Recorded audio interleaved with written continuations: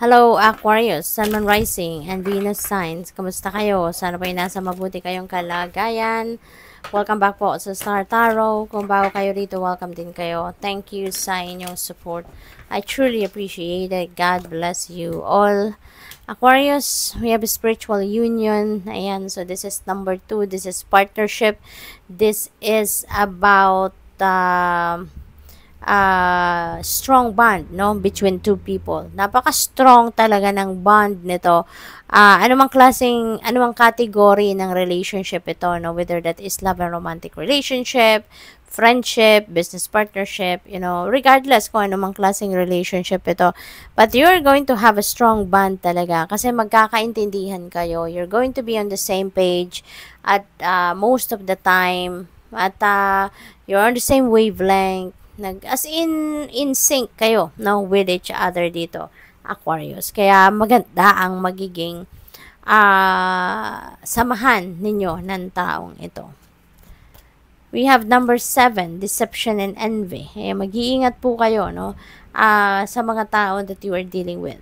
Okay, Aquarius?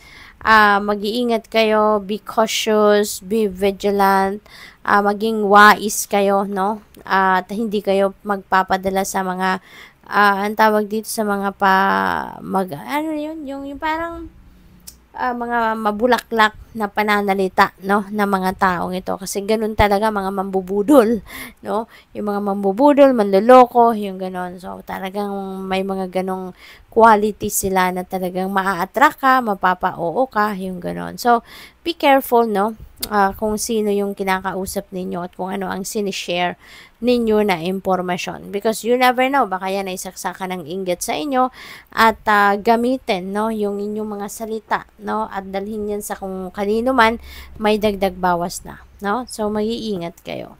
19, light, wow. This is really beautiful energy kasi this is liwanag, babalutin kayo ng liwanag, magliliwanag ang buong buhay ninyo sa ngayon. Napakaswerte ninyo.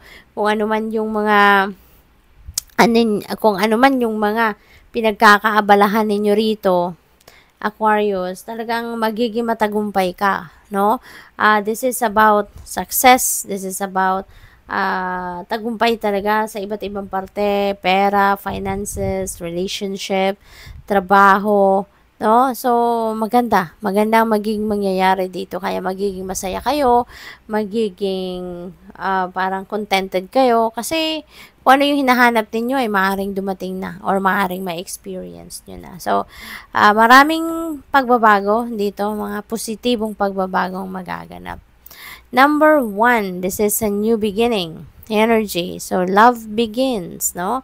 Meron talagang magsisimula dito ng bagong chapter sa buhay ninyo pagdating sa usaping pag-ibig. Meron ditong ligawan, siguro, meron ditong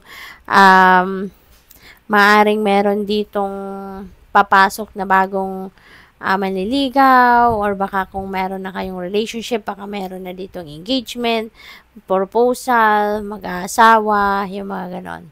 Or maybe, meron din ditong officially na magiging kayo na kung meron na kayong kaligawan, no? Kung single pa kayo.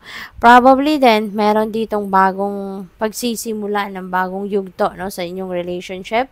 Doon sa mga merong hindi pagkakaintindihan with your person, maaring meron ditong magaganap na yung parang magbabate kayo, no? Nagkaaway siguro, may hindi pagkakaintindihan at some point, pero magkakabati na kayo sa ngayon. So, good luck sa iyo.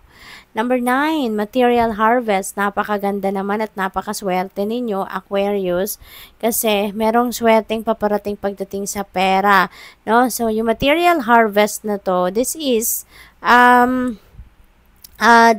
you reaping the rewards of your hard work. This is you reaping the rewards of your labor, no? Aquarius. Ito yung bunga ng inyong pagtatrabaho, pagsisikap sa trabaho, something like that. So, napakasaya. At magkakaroon na kayo ng pagkakataon dito na makaluwag-luwag sa pera, magkakaroon na kayo rito ng kagaanan, ano, sa inyong financial landscape, yung ganon. So, good luck.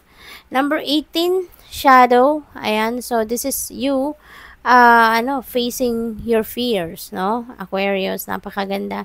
Kasi magkakaroon kayo rito ng pagkakataon na yung parang haharapin ninyo dito yung inyong mga takot, haharapin ninyo rito yung dati, no, hindi kayo makapag-move on, hindi kayo makapag-move forward sa buhay dahil maaaring kayo yung natatakot, no, maaaring you are fearful of something, kaya hindi